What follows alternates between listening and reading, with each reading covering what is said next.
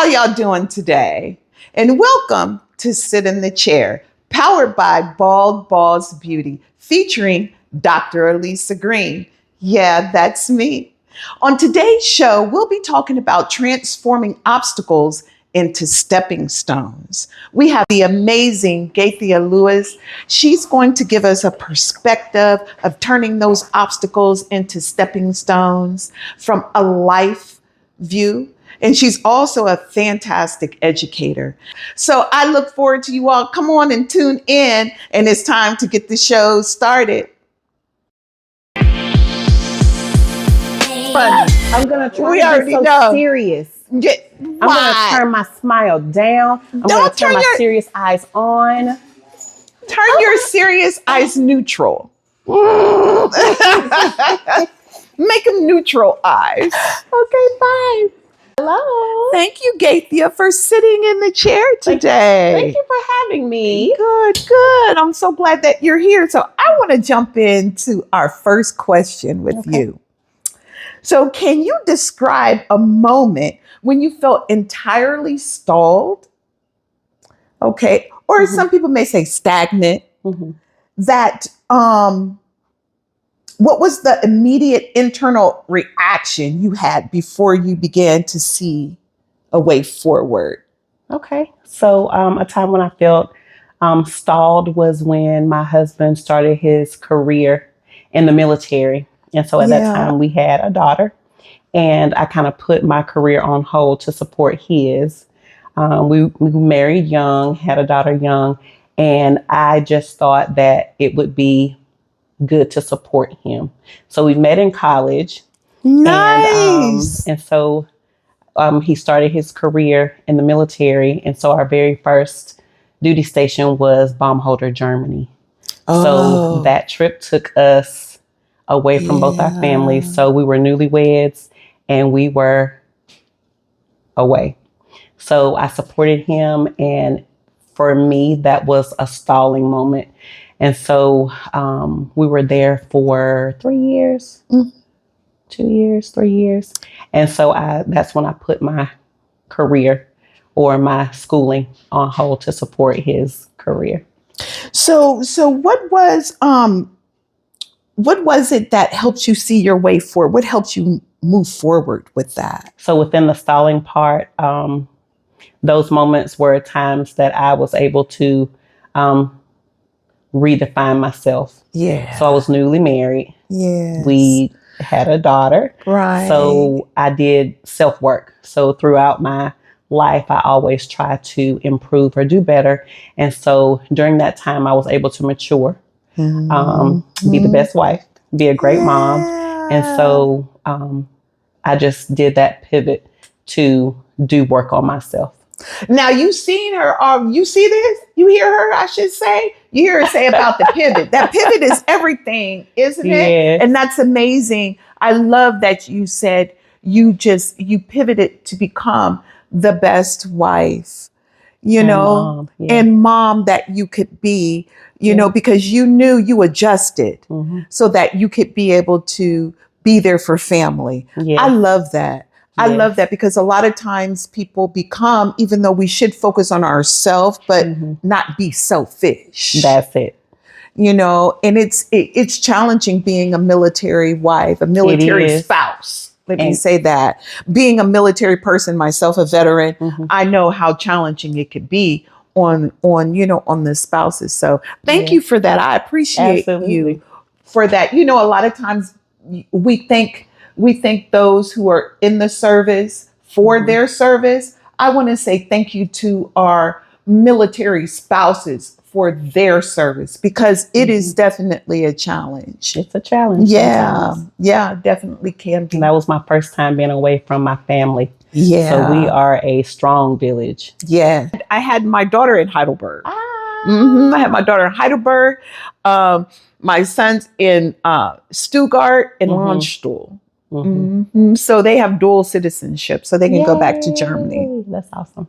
Yeah. I think that patience is one of those things that have been developed throughout my lifetime, and it actually is perfect for my career right now. Yes. So being able to wait, in that transition time or in the meantime, with a grateful heart, with a positive attitude, with, I'm a helper, first of all. So to be a helper and to support in the meantime is what I usually do.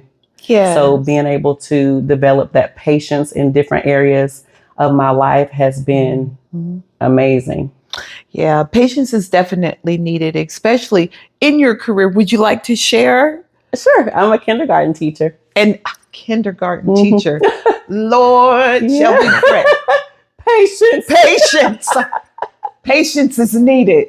And she's the perfect person for it. Perfect. So yeah. I started my career teaching Head Start for about 3 years. And then I taught pre-K for another 3 years. And so for the remainder of my career until now, I've been teaching kindergarten. And so while teaching kindergarten, I've been able to see different aspects of education. So I'm leaning toward leadership. Soon. And that you should. So, yes. This is another transitional time. Yes. And so while I'm in this time, I have enrolled in endorsements and doing the work. Doing the work, like you said. And first, let me say thank you, because the work that you're doing with the kindergartners is so needed, is invaluable. With where we're at in our society today, we lean so much on educators, to help out with our children. So thank you. And when you do the work, it opens up those opportunities that you wouldn't have even had if you didn't face the setback that occurred. So I love that, doing the work. And a lot of times, a lot of people don't want to do the work. We want to sit there and we want to stay stagnant and not move forward. So I'm telling you, gems dropping today. the amazing Gathia.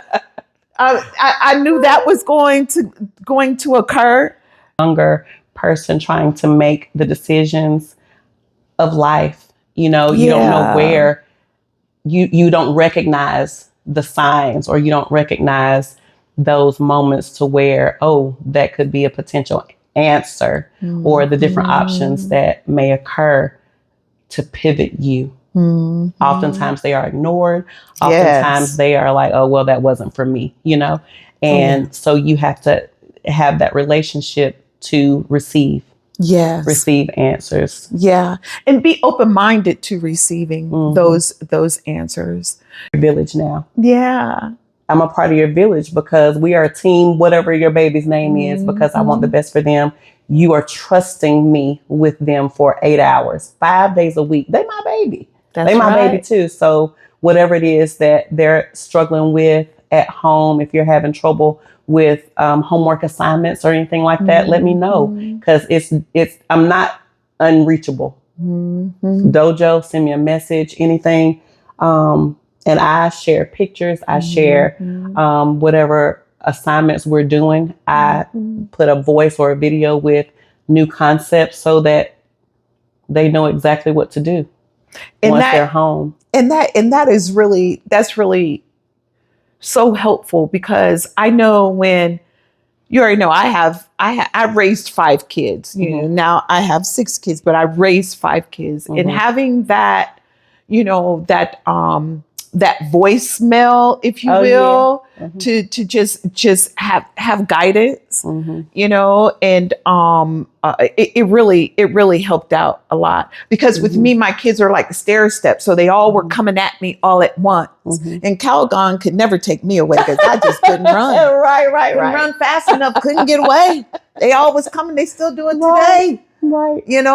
When it rains and pours, all of them want to call me at the same time. But we are parents, and I try to be involved as much as possible, because I wish I had a great kindergarten teacher. Like, you're not saying their kindergarten teacher wasn't great, but that interaction that you have, it's needed. It is so needed, because we are human, and parents work. They have to take care. That And part. for me, it wasn't like purposely oversight on Right. things. It was like, oh my God, I forgot to do. Yes. Yeah. So we got through, but I thank you because I have 6 grandkids. So we need great educators, you know, Yeah. especially kindergarten, because I feel that's where That's it the all foundation. starts. It's the foundation. Yeah. It really is. And so it's more than a curriculum being taught Yes. in kindergarten. Their foundation for citizenship, Yes. for being social and being able to share and Social. using words to Yes. appreciate peers in the classroom. Mhm. Long story. Part 2. Yeah, part 2. Because I would love to do with the educators, not only that, but also in my life. I know, right? To do a segment, even It's a lot. on especially with autism. Speak on it. Yeah. And I know we don't have to get real deep, because then we start looking at medical, you know, having to bring specialists in to speak on different things, but from an educator's perspective, because it's challenging. It is very, very challenging.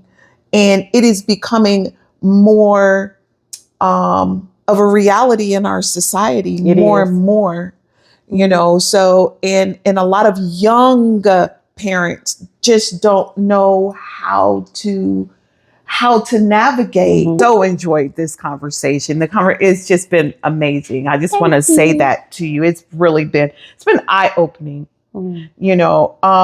But our last question today is for those currently facing like a turning point, because, you know, we have those turning points. So those currently facing a turning point, what is one particular action they can do today to start turning their hurdle into a lesson? Able to turn a hurdle into a lesson. Do the work. If you find yourself in a moment being stagnant, or you don't know which way to go, do the work. Do the work on whatever it is that you have a passion for. So not just a next thing, the next thing. Hey, so do that. do that work now to better yourself. And if you don't know what that is, dig deep to figure out what makes your heart flutter, what makes your mind go deeper in the skill set that you already have, because everything you need is already in you. It's already in there, absolutely waiting to come out. So those options are endless. Yes, they really are. They're endless. Thank you so much for that. You're just so amazing. welcome. Do you hear me? Just amazing.